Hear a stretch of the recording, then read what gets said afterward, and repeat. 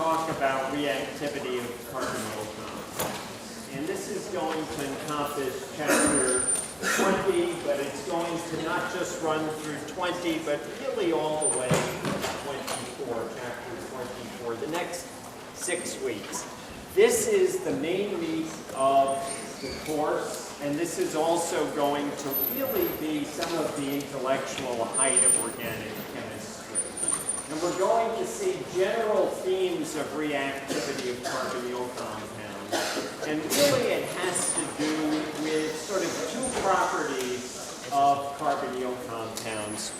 One is their reactivity with nucleophiles, which is what we'll be focusing on today.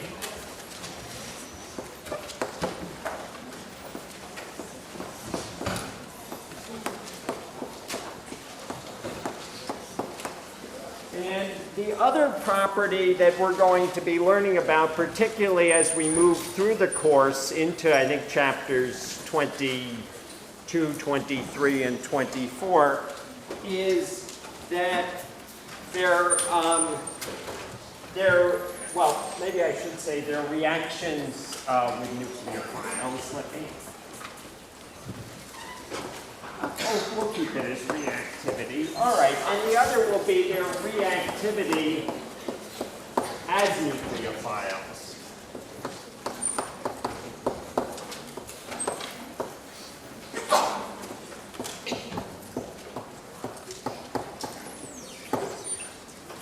What do I mean by that? Well, the first one is a little bit easier to see, and is where we're going to be starting today and indeed in the next few lectures. And that is that the carbonyl group is electrophilic. The carbon of the carbonyl group is electrophilic. And we're going to see how nucleophiles can come in, and right now I'm just going to draw an arrow, not really yet representing flow of electrons, to say that nucleophiles are interested in reacting with the carbonyl carbon. The second concept, reactivity as nucleophiles, we're going to see as we develop the idea of enols and enolates, isomers and related species to carbonyl compounds. And at that point, when we start to invoke that reactivity, what we're going to learn is that the alpha carbon means the 1 over, can react as a nucleophile. And again, that's not meant to represent the flow of electrons yet, just showing the position, and maybe I'll go ahead and emphasize that by saying alpha carbon. So in general, as you go along from a carbonyl group, you'd say the carbon next to it is the alpha carbon, the carbon one beyond that is the beta carbon, one beyond that is the gamma carbon. And here we'll refer to this as the carbonyl carbon.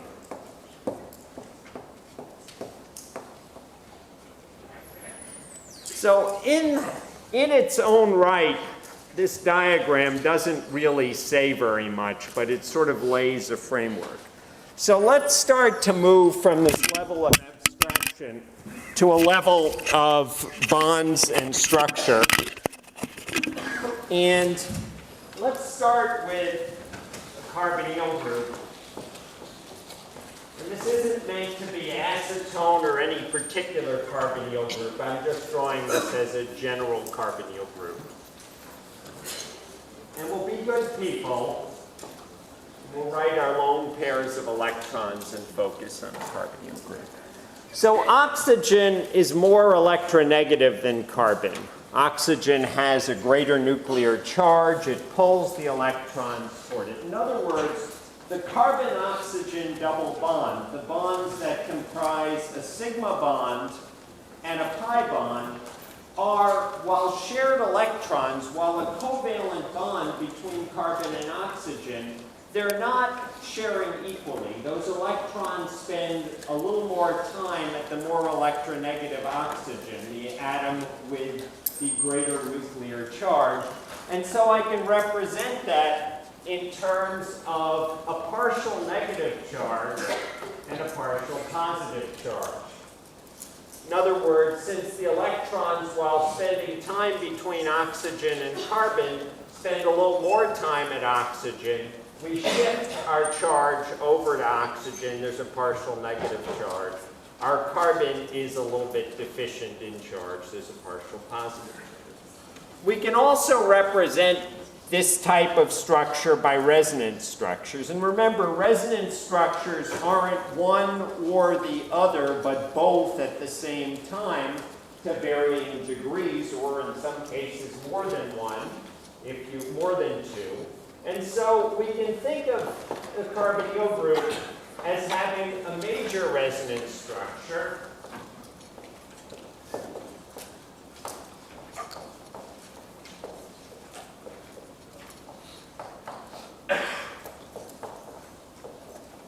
And also a minor resonance structure in which instead of having a double bond and having a complete octet for carbon and a complete octet for oxygen, we can represent the minor resonance structure as having a single bond with a full negative charge on carbon, on oxygen, and a full positive charge on carbon.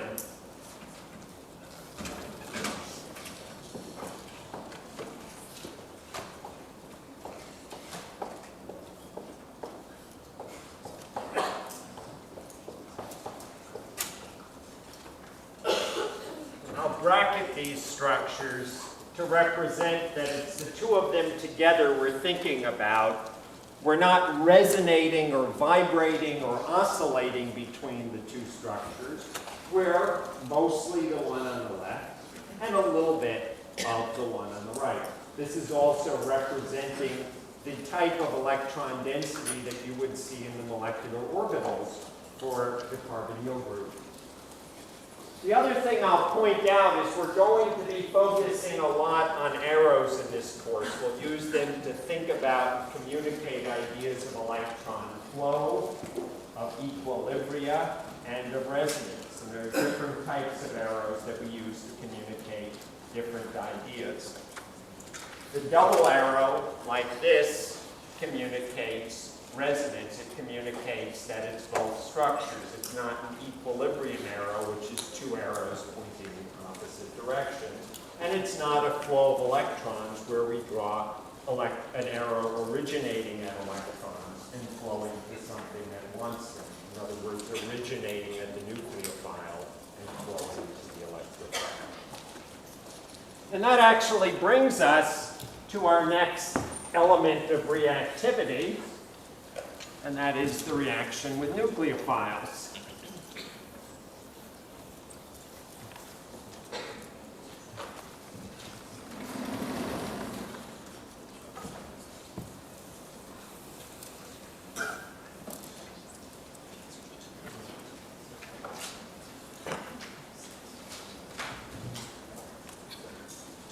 So if you have a carbonyl group, and again, I'll draw it just as some generic carbonyl group, not meant to represent acetone, not meant to represent any particular group, and it encounters some nucleophile. Again, for now, we'll just represent that nucleophile in the abstract. They can react with each other, and so I'll use a reaction arrow to show that we're going from reactants to product. The product of this reaction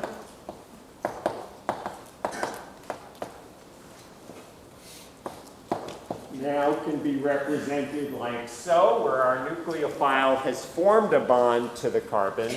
And we can think about how that reaction occurs by thinking about the flow of electrons from the nucleophile, from the thing that has electrons, to the carbonyl carbon, to the carbon that wants electrons. In our mind's eye, we have in mind a picture where the carbonyl group is polarized, and so electrons want to attack its carbon.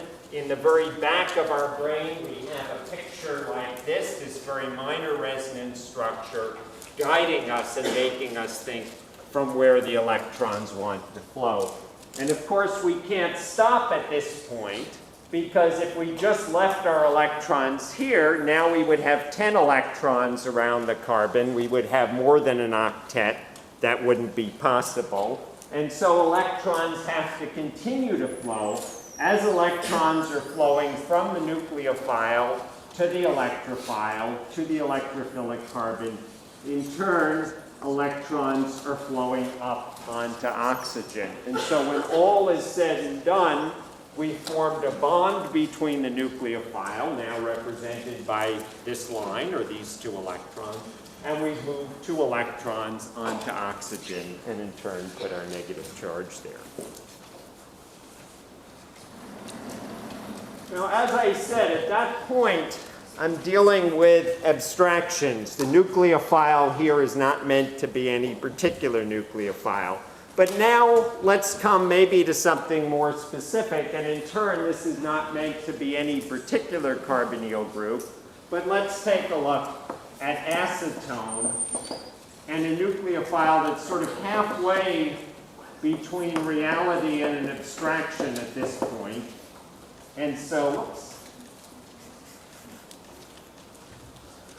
the nucleophile that I'll draw is hydride. And I think I'm going to put it in quotes.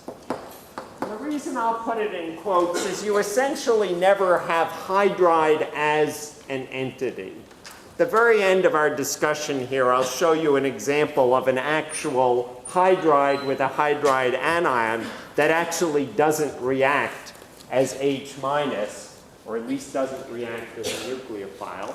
But for now, we'll worry about what our hydride source is in just a moment. For now, just think about the abstraction of hydride, and we'll have hydride reacting with acetone.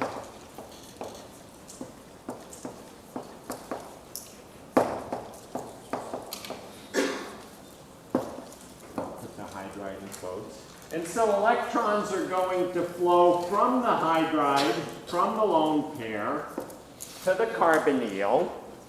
And again, we can't stop at that point.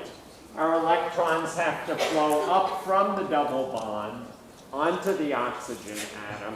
And so when all is done,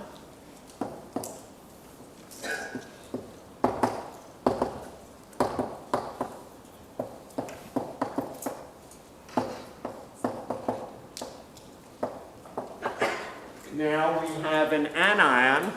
It's the anion that would have been derived from isopropanol, so we call it the isopropoxide anion.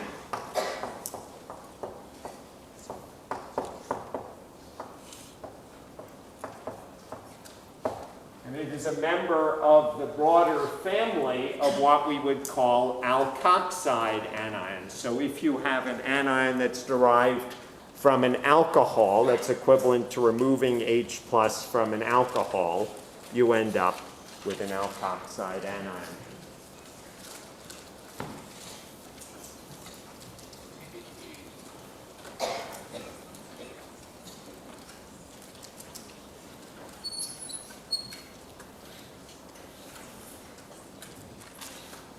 So a lot of organic chemistry question. Oh, yeah. So does the nucleophile attack when the carbonyl is at its minor resonance structure, or does the nucleophile cause the minor resonance structure? All right, I'm going to toss this question, which is a good one, out to somebody in the class. Does the nucleophile attack when it's the minor resonance structure, or does it attack? Does its attack cause the minor resonance? Or does its attack cause the minor resonance structure? Who wants to take a stab at it? Does it attack when it's the minor resonance?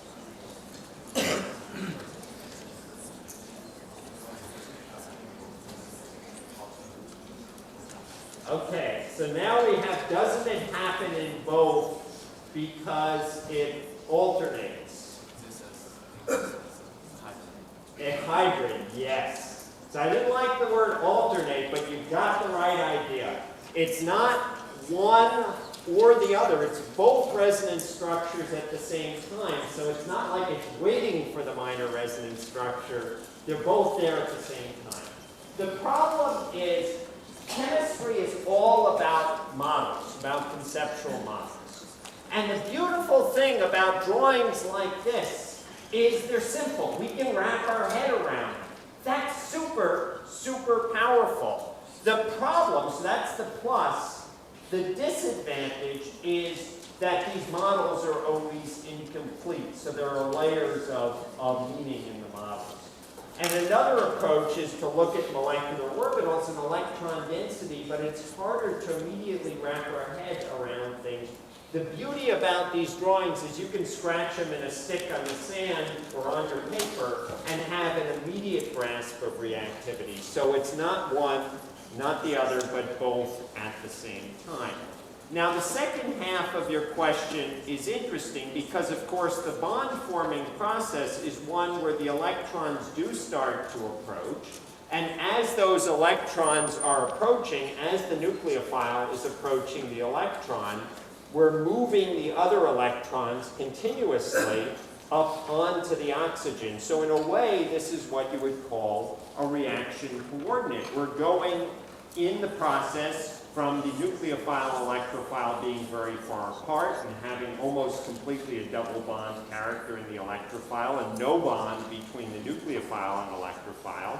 We're moving the nucleophile into the carbonyl group. The carbon-oxygen double bond is becoming more and more like a single bond and getting weaker and weaker until finally, as we've gone over that energy hump of the transition state and down to the products, we've now formed that single bond. So that's the reaction pathway. Other questions? Good question. Should we be concerned with the stereochemistry? Great question. Hang in there. The question was, should we be concerned with the stereochemistry? So let's start at the beginning. So the answer is yes, and let's get to that point. All right. So, organic chemists love to make stuff. We live and die by making new medicines, making new drugs, having reagents that cause chemical reactions, and inventing new reagents. And so this is a huge part of organic chemistry. It's fun because you have an idea in your mind's eye, and then you test it out. So, two reagents that are used as a source of this, what I would say here is abstract or hypothetical hydride anion, is lithium aluminum hydride, two very popular and long-standing reagents. Lithium aluminum hydride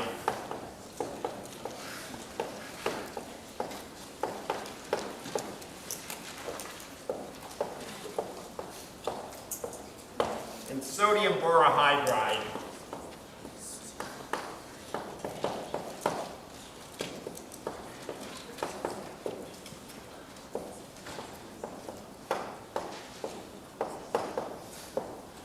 And both of these reagents react as hydride with carbonyl compounds, particularly with aldehydes and ketones, which is what we're going to focus on today.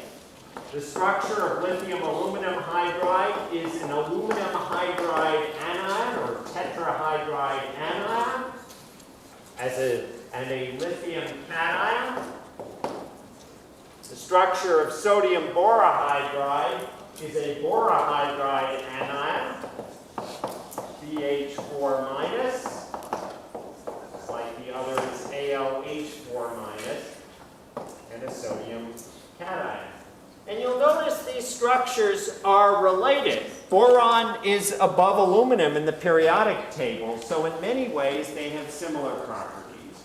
They differ, just a moment, they differ in that aluminum is more electropositive than boron. The electronegativity of hydrogen is about 2.2. The electronegativity of aluminum is about 1.6. The electronegativity of boron is about 2.0.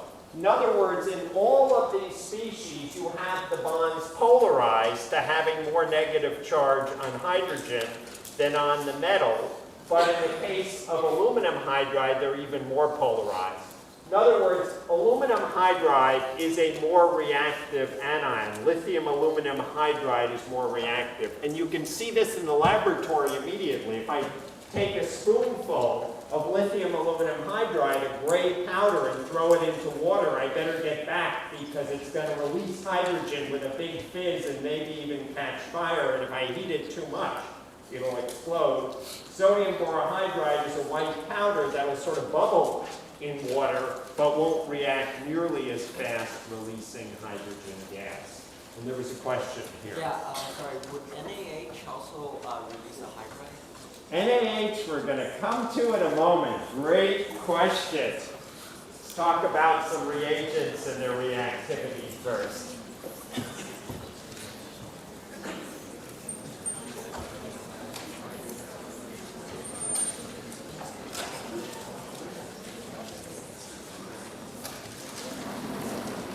So in a way, that falls into the category of the exception, and we're gonna see its reactivity in a moment. All right, so let me take an organic compound. We'll take a simple compound. It's a ketone. It's a ketone with a benzene ring on one side of the carbonyl group and a CH3 on the other side. You might see people write the CH3. You might see them leave it just as a line. Both are correct ways of writing it. The IUPAC name for this compound is 1-phenylethanone, but nobody is going to call it that. Everyone's going to call it acetophenone because it's one of these compounds where the common name just really dominates. So I'll write out the systematic name just as a reminder. But again, the common name is going to predominate. And we're going to imagine treating this compound with lithium aluminum hydride.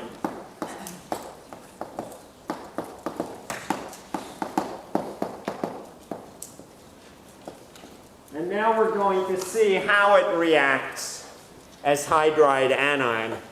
As I said, aluminum is more electropositive than hydrogen. The bond between them is covalent, but it's a polar covalent bond.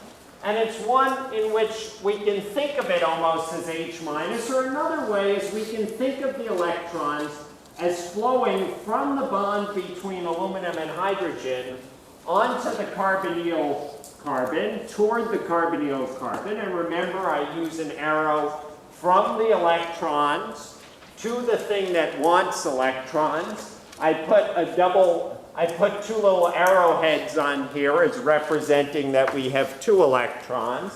And for now, at least, I will be good at drawing my lone pairs of electrons and reminding us that we have two lone pairs, and we have one more pair of electrons flow up there.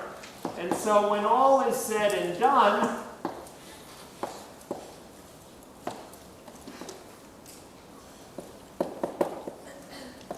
we end up with the alkoxide anion. And for now, at least, I will be good at drawing in my hydrogen.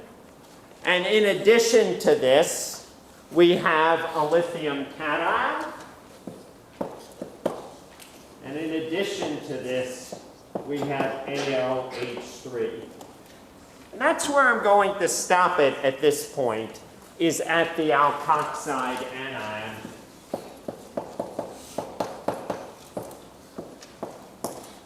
And that's how you can think of it, but I'll put a little bug in the back of your mind.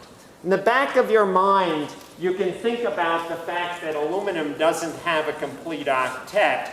And in reality, this lone pair can now attack, one of the lone pairs, can now attack the aluminum and fulfill its octet. So technically, you'll end up with an aluminum alkoxide salt. All right, so this is kind of a mechanistic way of thinking about this reaction. Let's go and think about things from a synthetic point of view.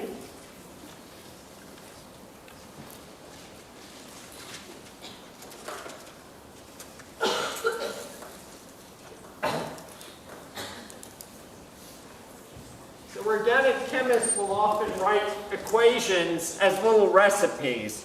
Mix this with your compound, and then mix in something else, and then you get that. And organic chemists are very bad at writing balanced equations. Organic chemists often will just write reactants and products. Question? Is there a conservation of charge? Oops, good point. Thank you. So yes, so our lithium aluminum hydride, we have a lithium cation, an aluminum hydride anion, that's our reagent. The aluminum hydride transfers its hydride. At the end, you have your lithium cation, your alkoxide anion, and LiAlH4, which, as I said, will typically bond to oxygen. Also, typically, that undergoes further reaction with additional ketones. So often when you're doing the reaction in the laboratory, you don't mix 1 mole of ketone and 1 mole of lithium aluminum hydride, but you might use 2 moles of ketone or even 3 moles of ketone and 1 mole of lithium aluminum hydride. So let me write a reaction as a synthetic organic chemist would. So now I'll be a little bit sloppier in the sense that I'm not going to write in my lone pairs of electrons. We're thinking more like a synthetic organic chemist. Not even going to write in my methyl group. It's implicit over here. And so step 1 is treatment with lithium aluminum hydride. I'll write it as LiAlH4, but sometimes you'll see it abbreviated as LaH, lithium aluminum hydride. And then I'll write in a second step in this recipe. And I'll write in the step H3O plus, or your textbook writes H2O, and I'll tell you about that in just a second. And then I'll probably also indicate the solvent that I would use to carry out this reaction. And typically I would carry out the lithium aluminum hydride reduction reaction in THF or in diethyl ether.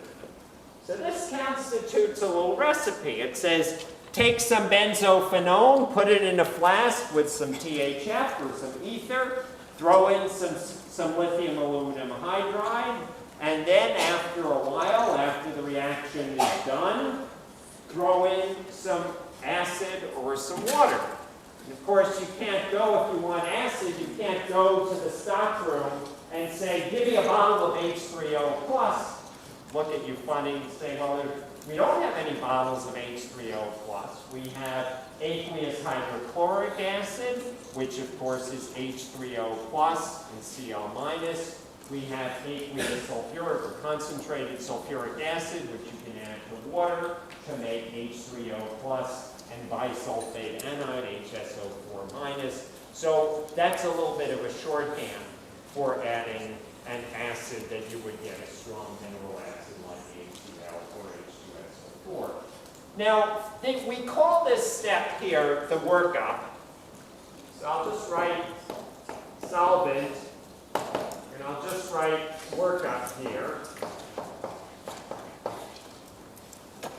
And honestly, this particular one you could do with either aqueous acid or with water.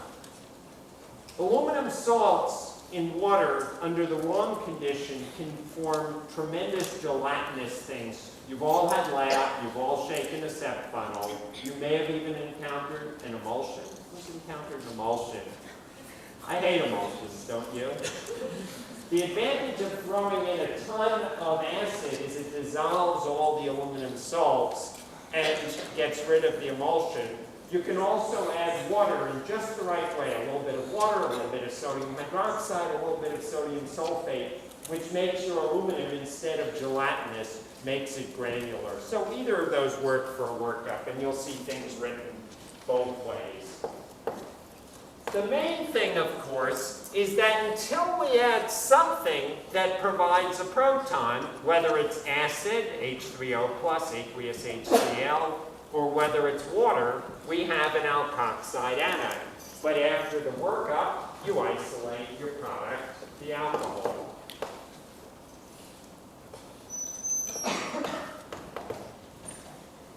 And as I said, organic chemists are typically very bad about balancing equations. So typically this becomes a little recipe. And as I said, and I'll just write it explicitly, our workup ends up taking our alkoxide anion, and we have the alkoxide anion plus H3O plus hydronium ion, or plus water under the right circumstances, and electrons flow from the alkoxide to the source of protons, and electrons flow from the source, from the hydrogen-oxygen bond onto the oxygen.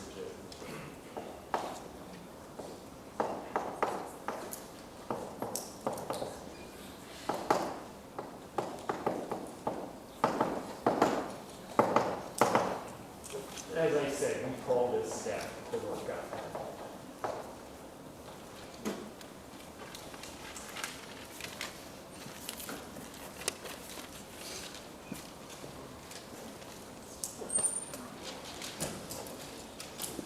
Questions or thoughts at this point?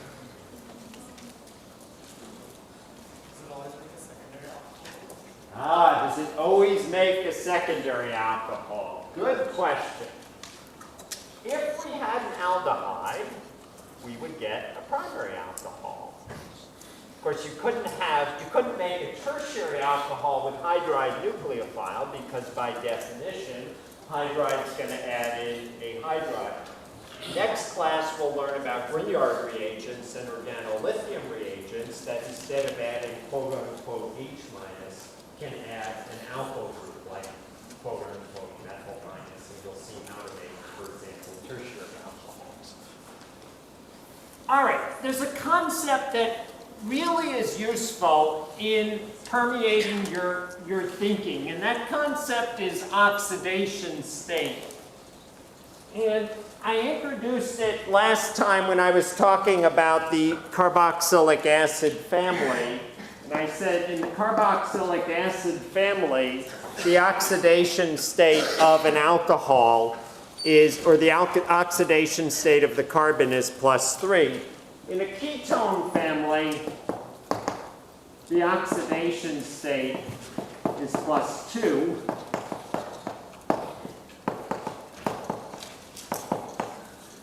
If you remember in calculating oxidation state from general chemistry, you play a game where you divide up the electrons, giving them to the more electronegative atom, and then saying, okay, what's the net charge on the atom? If you have a carbon bound to another carbon, you divide them equally. So in a ketone, the oxidation state is +2. I'll write ketone here. In our product, in our particular alcohol that we've generated, our secondary alcohol,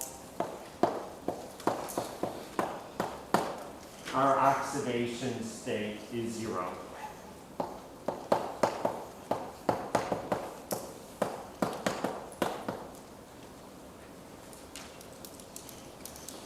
So if you notice, by going from an oxidation state of +2 to an oxidation state of 0, we have undergone a reduction reaction.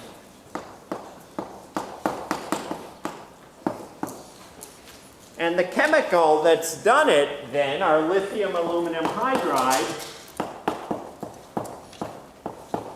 is a reducing agent. It's the chemical or the reagent that carries out the reduction reaction. And there are many different reducing agents. I drew another one. I drew sodium borohydride, and let's talk about that, and I'll give you an example.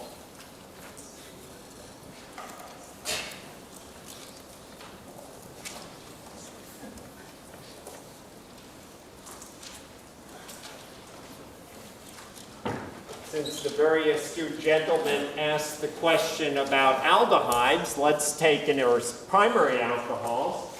Let's go ahead and take an example of reduction of an aldehyde to a primary alcohol. And so we'll take benzaldehyde.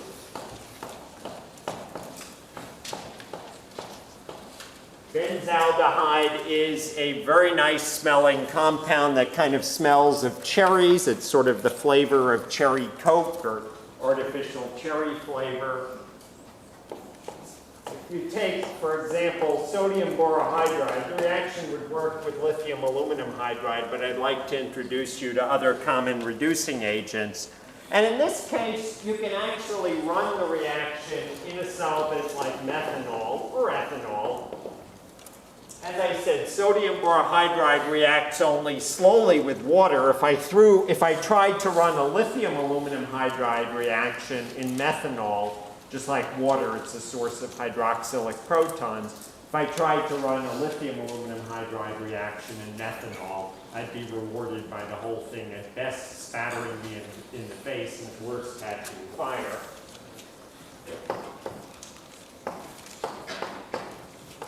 And so our product of reaction here is benzyl alcohol.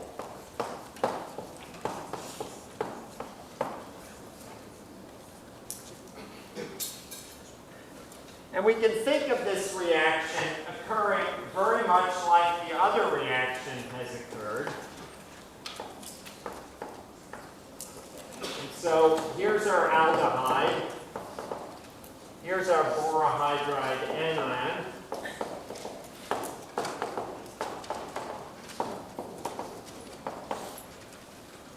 And the boron-hydrogen bond is polarized. It's a polar covalent bond with more electron density on the hydrogen. And so borohydride anion can transfer hydride, adding it as a nucleophile to the carbonyl group. And again, we pick up our electrons onto oxygen. And so now we get our alkoxide anion.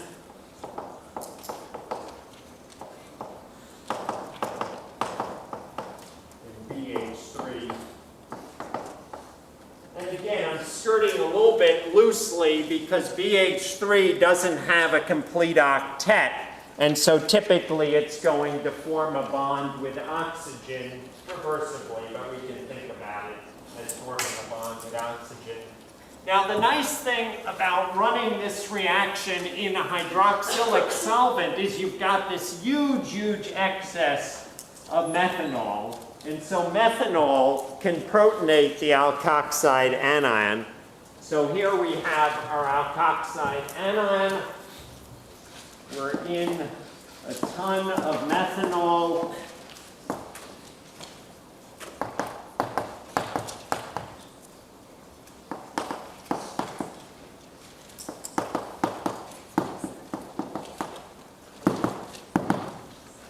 So electrons can flow from the oxygen of the alkoxide anion to the proton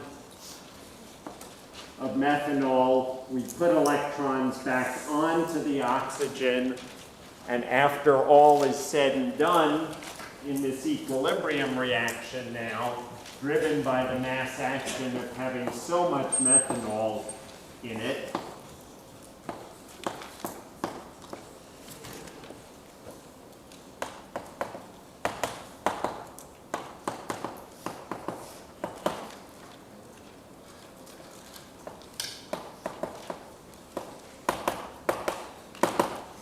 now we have our alcohol and methoxide anion. Sorry, would methoxide be more happy without pH or with pH? Great question. Would the methoxide be more happy without the H or with the H? So, in general, if you want to sort of keep one thing in mind, the basic rule would be all alcohols have pretty similar acidity. Water, I said the pK was 15.7. That's sort of at one extreme. Methanol, it's about 16. ethanol maybe pushing towards 17, 16 or 17, tert-butanol toward 18. Benzyl alcohol is a little bit more acidic inductively. But the main point here is we've got a ton of methanol. Your methanol is 20 or so molar, and you've got 1 molar of compound. So you've got this huge excess of methanol driving this equilibrium to the right. And then you're going to do an aqueous workup in the end that's going to extract your compound into an organic solvent. So you're right, it is an equilibrium. In this particular case, it's okay that it's an equilibrium. But that equilibrium, remember I was talking about pKa last time, and I said the thing that we really want to be able to focus on in organic chemists, it does an equilibrium lie way to the left, way to the right, kind of in the middle, or maybe a little more to the left or a little more to the right. That's how we think about things. And you're right, this equilibrium lies kind of sort of in the middle. If you were to run a reaction with lithium hydride and you add it with ethanol, what do you reaction?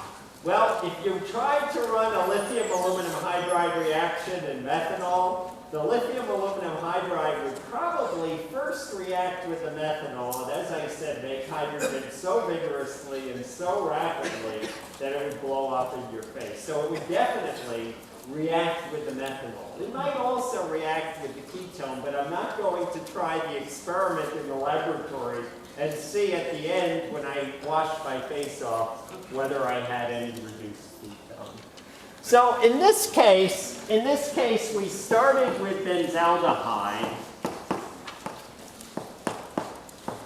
and the oxidation state of benzaldehyde is +1. And by the time we've gone to benzyl alcohol, again, it's a reduction reaction. The oxidation state is -1. Now, this is important in thinking about families, because remember, I said carboxylic acids, and the whole carboxylic acid families, esters, amides, nitriles, all that entire family is +3 oxidation state. They are more oxidized than aldehydes. And then aldehydes are more oxidized than primary alcohols. And you'll notice they go in twos. And this is pretty common in organic chemistry. As you change oxidation states, almost invariably, you end up going in twos in organic chemistry.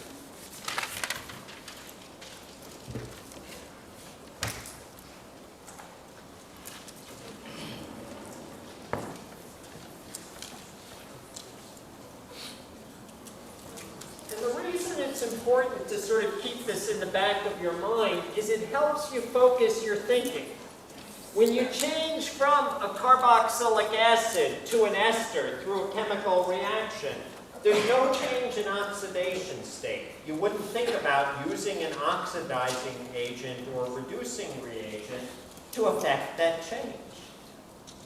You're staying in the same oxidation state. But when you're changing from a ketone or an ester or an aldehyde to an alcohol, then you're changing oxidation state and you think about using a reducing agent. If you're changing from an alcohol to a ketone or an aldehyde or an acid, you would think about using an oxidizing agent. There are a ton of hydride reducing agents.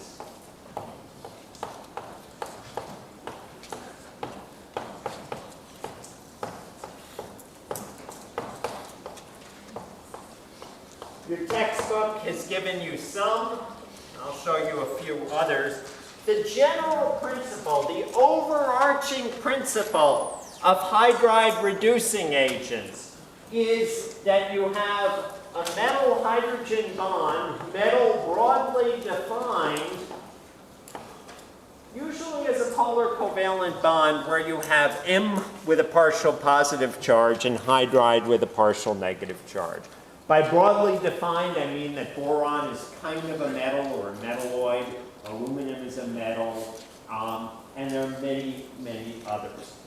So the general principle, as I said, with lithium aluminum hydride, technically after that first mole of hydride is transferred, technically what happens is the LiAlH4 reacts with the alkoxide, and now this intermediate can transfer again the hydride anion to another carbonyl group, which is why you may only use 1 mole of lithium aluminum hydride for several moles, for 2 moles or 3 moles, up to 4 moles, although typically you wouldn't use it, of your electrophile, of your carbonyl compound.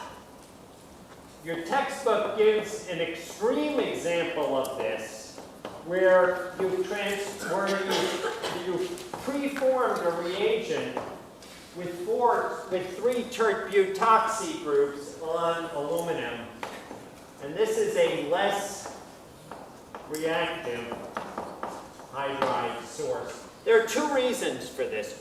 One reason why once you start to put alkoxide on the aluminum, it's less reactive, is that the oxygen is electronegative and it's pulling electron density away, so there's less of a partial minus charge on hydride. The bond is less polarized. Another reason is sterics. The Tert-Butyl group is very big, and so that big set of Tert-Butyl groups gets around the way of this. So only the very most reactive carbonyl compounds react with a tri-Tert-Butyl hydride reagents. Even metals that don't have a full octet can react as a hydride source. Your textbook mentions, and we will talk more about in a moment or later, lithium diisobutyl aluminum hydride, abbreviated LiAlH, or sometimes just DiBal, you will see it. And again, you have a polarized metal bond. Now, typically what happens in a DiBal reaction is the aluminum, which doesn't have a complete octet, first coordinates onto an oxygen or onto a nitrogen to get a complete octet and a formal negative charge on aluminum, and then transfers hydride. I'll just show one other reagent.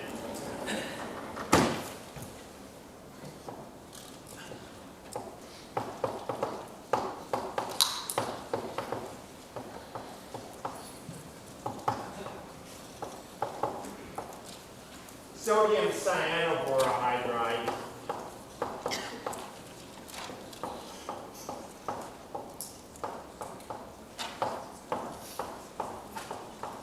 It's another hydride reagent that's less reactive. Cyano groups are electron withdrawing, and so sodium cyanoborohydride is less reactive than sodium borohydride. There's a big alphabet soup of different reagents out there, but you'll notice that the general theme in all of these reagents is that a metal is bonded to hydrogen. So the very astute question was asked about sodium hydride. And that sort of is the oddball exception. Sodium hydride, NaH,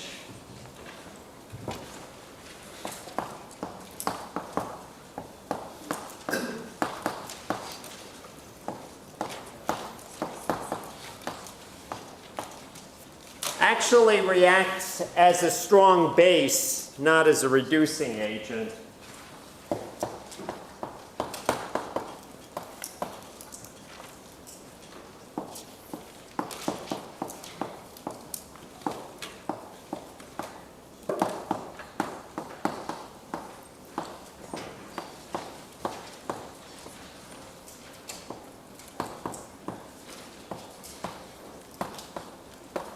And there are a couple of reasons for this. All of the reagents I showed over there, and the sodium borohydride and the lithium aluminum hydride, have covalent bonds between metals and hydride. Sodium is even more electropositive than aluminum. Its electronegativity is about 0.9. And so the sodium hydride is actually an ionic compound. And it's pretty darn insoluble in organic solvents. As a result, you never really have a chance to have soluble hydride, and it doesn't get into and react as a nucleophile. Plus, because the bond is very ionic, and because hydrogen is relatively electropositive compared to, say, chloride anion, sodium hydride is a very strong base. And so in general, if you take sodium hydride with almost any source of protons, water or say methanol, it reacts. And so if I throw sodium hydride into say methanol, it reacts to form sodium methoxide and hydrogen gas. Remember I was talking about acidities before and saying, well, you don't typically calculate things, but you'll keep in mind where an equilibrium lies based on the difference in pKa's. Hydrogen has a pKa, so this is an acid-base reaction. Hydride anion reacts with methanol to give methoxide anion. I've just shown it as NaOCH3, but of course that's Na plus OCH3 minus, an ionic compound, plus hydrogen gas. So this is an acid-base reaction. The methanol is an acid, pKa about 16 or 17.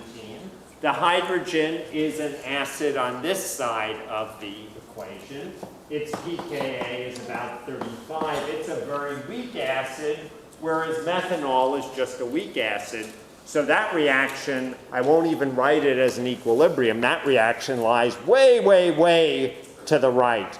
pK of 35, pK of 16, difference of 19. If I were to write an equilibrium constant, it would be 10 to the 19th, just massively on the right.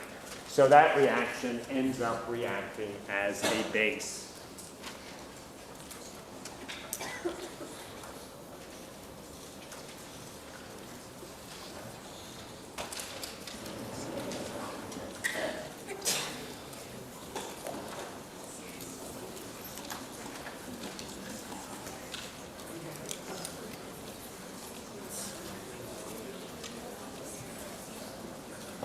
Good point for some questions. Would sodium hydride react violently in water? Does sodium hydride react violently in water? Absolutely. If you get water on it, you see a beautiful, bright orange flame. And the big danger, if you were to take a scoop of it and throw it in water, you'd get a big flash of fire. But the big danger in the laboratory is when you're weighing it out, you spill a teeny little bit, and later on you're cleaning up and splattering acetone and splattering water around, and at that moment when the water hits it and acetone is splattered around, all the acetone and all the solvent goes up in fire. So when I work with sodium hydride, what I'll generally do is get a wad of wet paper towels and wipe down my work area, and I might see a little flash of orange. And that flash of orange under the big wet wad of paper towels doesn't do any harm, and it prevents me from having a fire where I'm lighting lots of acetone fire. Those are risks recognizing Thomas oxidation state numbers. How do you find oxidation state numbers? Okay, great question.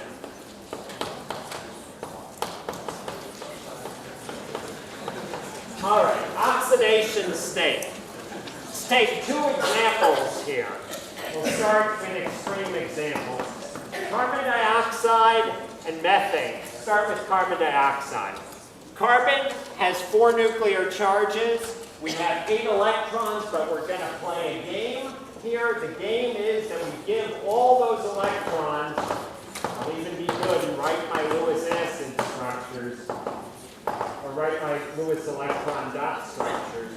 We play a game that we give all those electrons to oxygen and leave none for carbon because oxygen's more electronegative.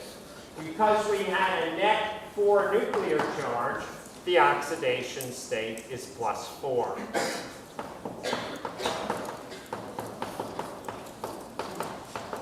Methane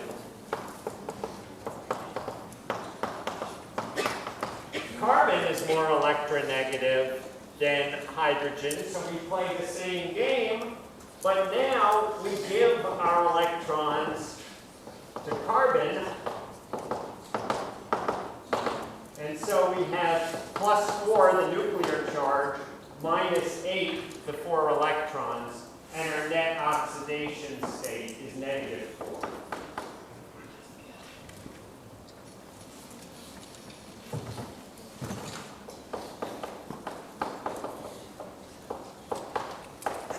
Now, finally, the last case. Sorry, Professor?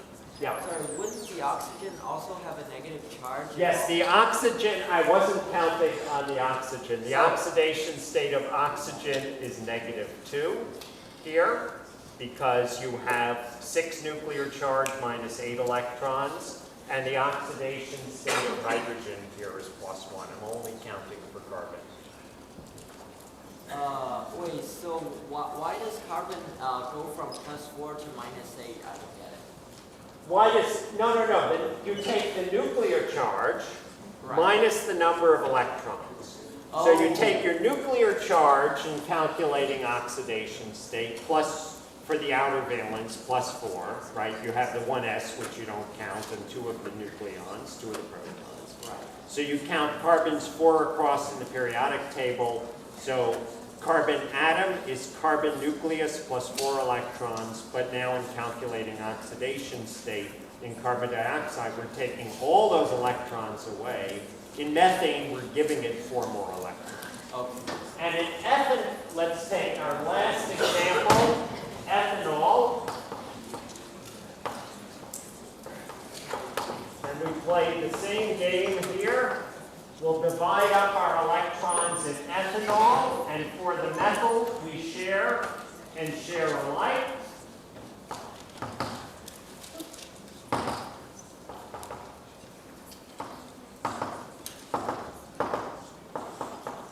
And so for ethanol, our carbon is, this is our primary alcohol. Our carbon brings 4 nuclear charges. We take away 5 electrons, and we're at -1 oxidation state.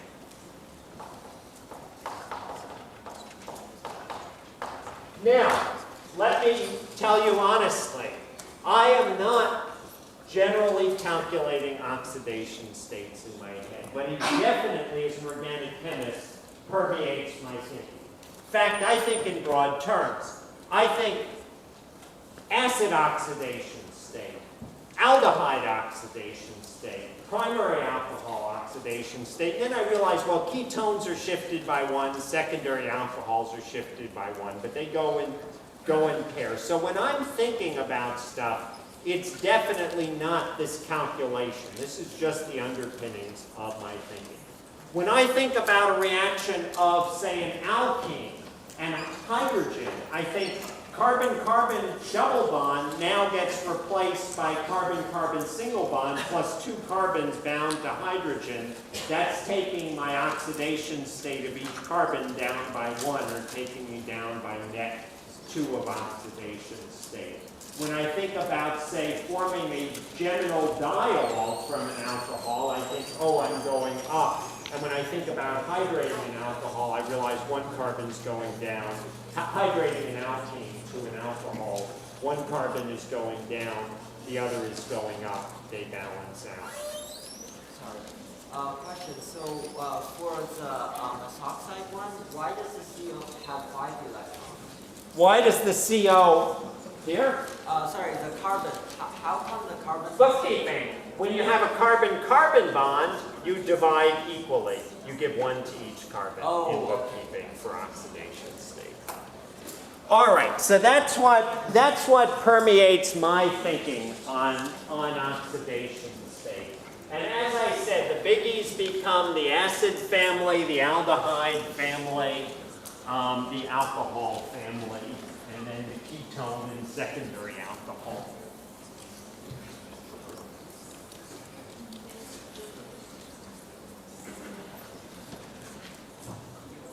All right. So I want to talk a little bit about reactivity toward nucleophiles, toward hydride and other nucleophiles.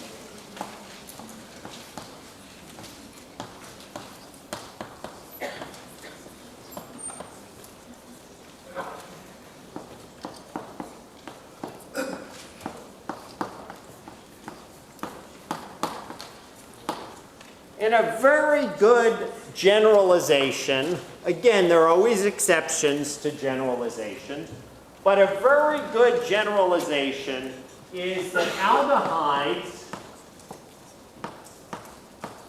are more reactive than ketones, and ketones are more reactive toward nucleophiles than carboxylic acids and esters.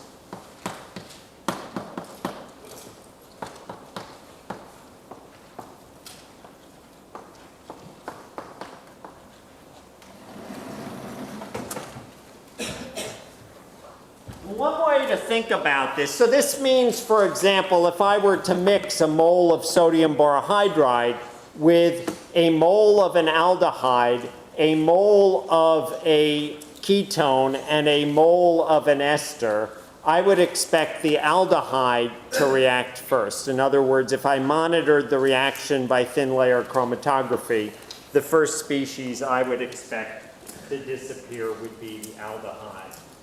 So if I wanted to give a particular example, just so I don't put this in the abstract, let's compare acetaldehyde, acetone, and let's just say methyl acetate, CH3,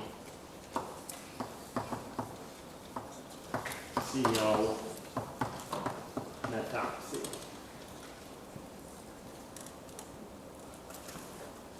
So why can we think of this way? Well, think about our resonance structures.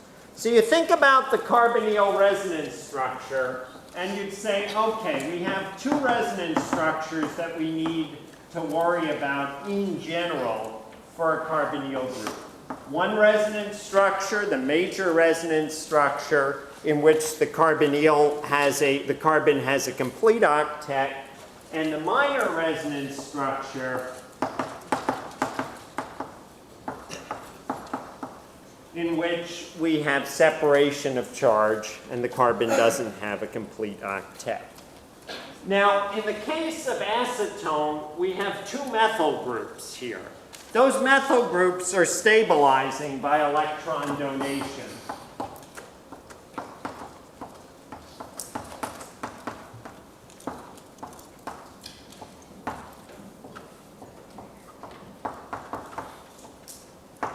When you learned about carbocations, you learned about hyperconjugation. You learned that a Tert-Butyl carbocation is more stable than an isopropyl carbocation, which is more stable than an ethyl carbocation. In other words, a tertiary carbocation, which has three alkyl groups donating electrons by hyperconjugation, feels less pain from that positive charge than a secondary carbocation, than primary carbocation. And it's the same principle over here.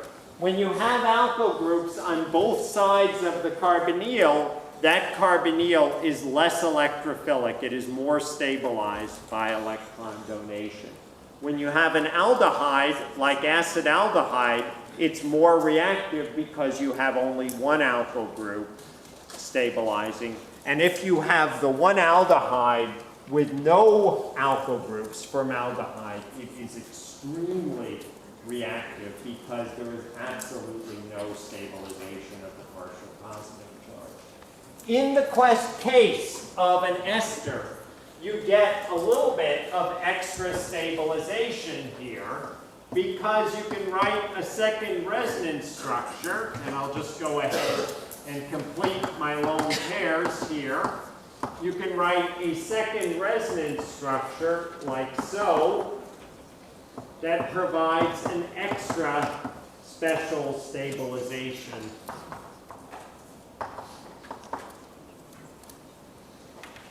Of your positive charge on the carbon. So you get one additional resonance structure. I saw a question back there. If you had an aldehyde on each carbons, could you possibly have a hydride shift if your oxygen was? The question was if you have an aldehyde with Between a carbon, like bonded, between a carbon, so you have a secondary carbon. could you have, so the question was very clever. If you have an aldehyde, could you have a hydride shift?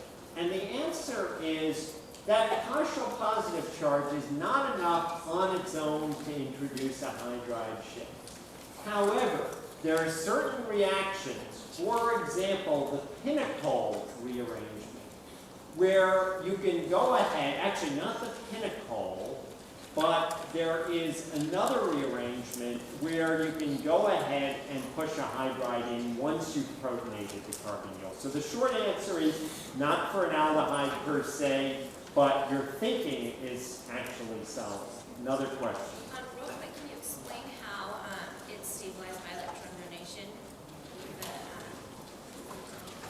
Well, I always like to think of it just, so the question is, can I explain how it's stabilized by electron donation? I like to think of the methyl groups as just electron donating. In the case of a carbocation, I really would write remember the non-bond resonance structures where you actually write a double bond between the carbons and then you write H+. It's that exact same thinking, although I wouldn't go so far as to write such a structure. So it basically, think of it as each of these CH bonds. Remember, the hydrogen is more electropositive than carbon, so each of these CH bonds puts more electron density on the carbon, which inductively donates it in. I'm going to take one last question, and then I want to wrap up a couple of concepts that came up. Okay, well, for the ester, wouldn't it be better if the positive charge is on the carbon instead of the oxygen? All different resonance structures.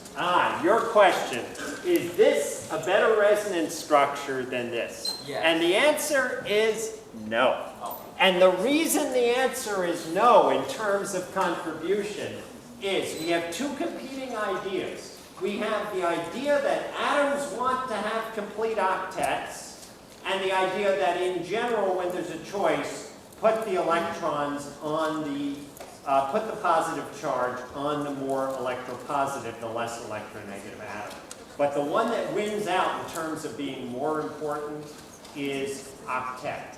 And so in an ester, there are three different contributing resonance structures. That resonance structure is a little bit more important than the other resonance structure, but they all contribute, they all stabilize. All right, I want to bring up a concept that was asked about at the beginning, and I promised to get to it at the end. And that was the concept of stereochemistry.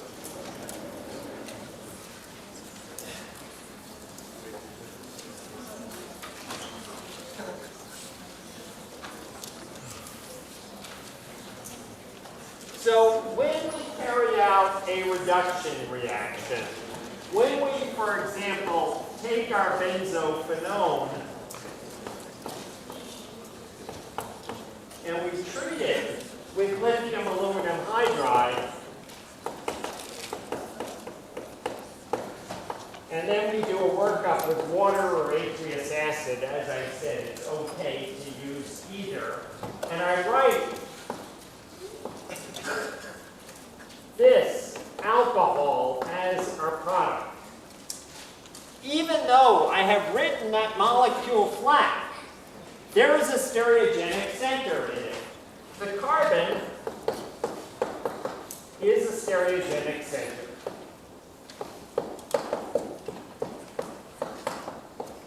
By that I mean there are 4 different substituents attached to that carbon. Doesn't matter whether I draw it or don't draw it, it is. Just like it doesn't matter whether I tell you my middle name or I don't tell you my middle name, that S stands for something.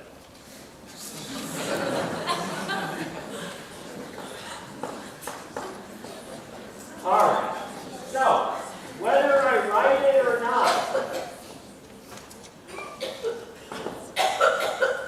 we can have one enantiomer, we can have the other enantiomer, and unless I do something special to only get one, unless I bring to bear some source of chirality, I get both enantiomers.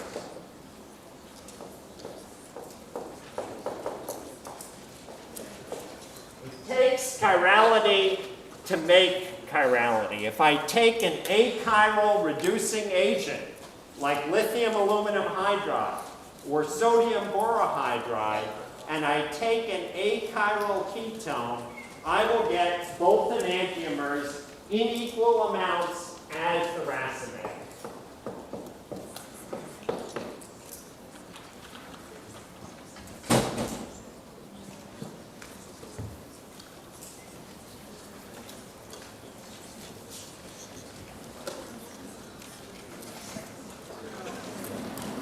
All of the proteins in your body, all of the amino acids in your body, with the exception of glycine, all of the sugars in your body, all of the nucleic acids in your body, all of the lipids in your body are chiral.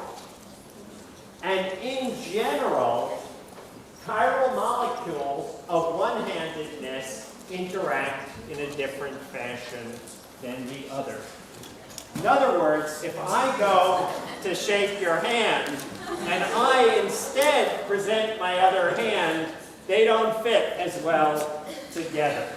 And for that reason, there is a tremendous interest in synthesizing chiral molecules of just one chirality as drugs, and for many other purposes, because often the biological activity of one enantiomer is different than that of the other. In medicine, one may have a desired effect, the other may be toxic. That's one of the reasons why many deformed babies were born due to thalidomide, where the enantiomer, which was given to combat nausea in pregnancy in the 60s, the enantiomer induced birth defects. So, in this reaction, if we take, and your textbook focuses on one particular reagent called the CBS reagent, in part because the author of your textbook got her Ph.D. with Nobel Prize winner E.J. Corey, who invented this reagent. But in general, there have been many sources of chiral hydride reagents that have been invented. And the general goal is, instead of making one enantiomer and the other in equal amounts, you get just one enantiomer.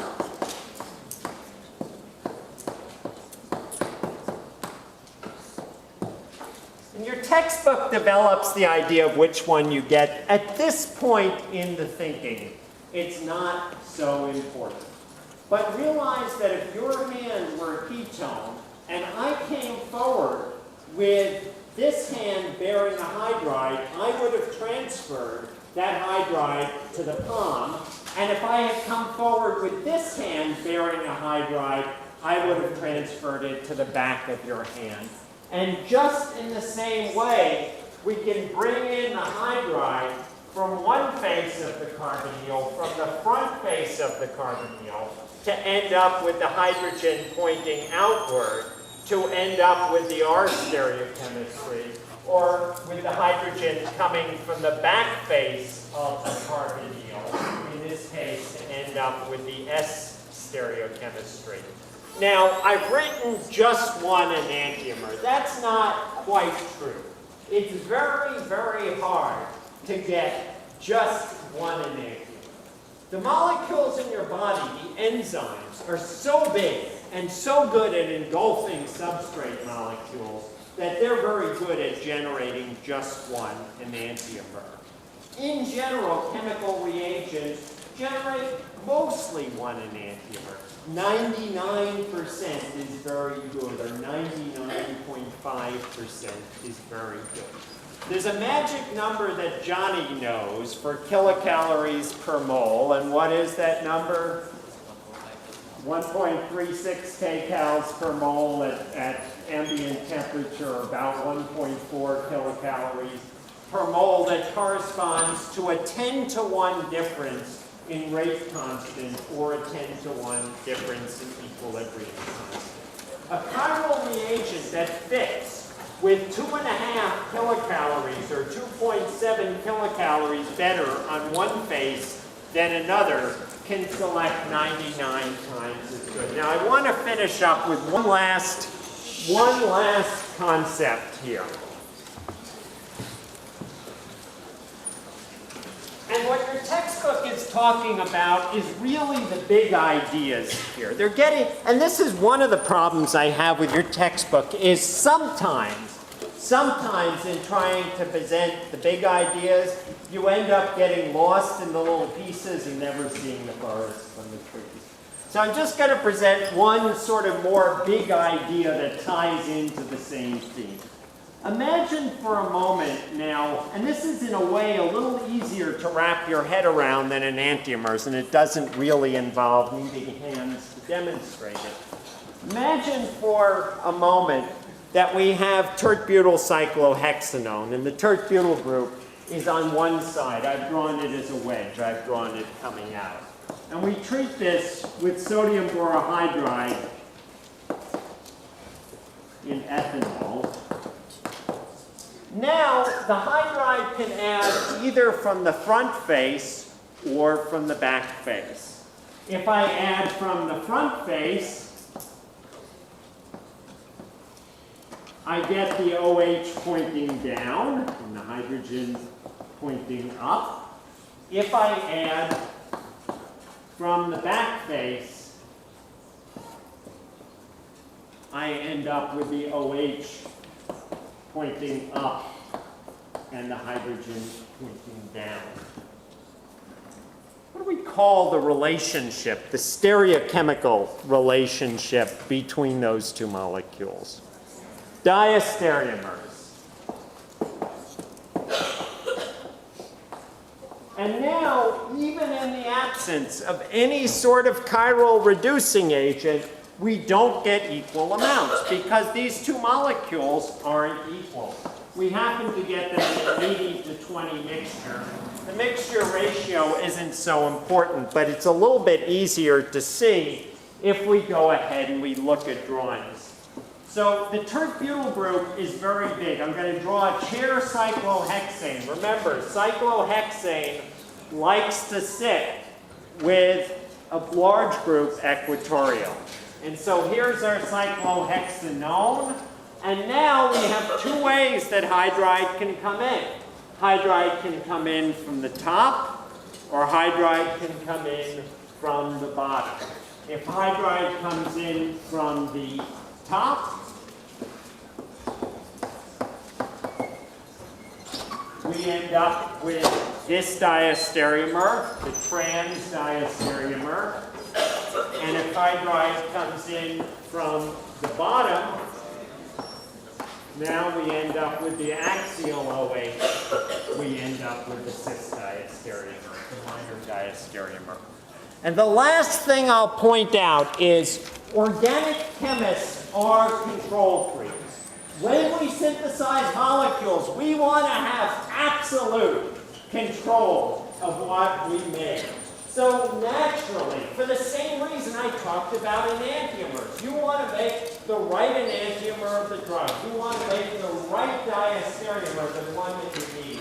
And so naturally, if nature gives an 80-20 mixture of cis and trans, of trans and cis diastereomers, organic chemists have come up with ways to flip it, to either get all of the cis or all of the trans. I'll see you next Monday. Have a good weekend.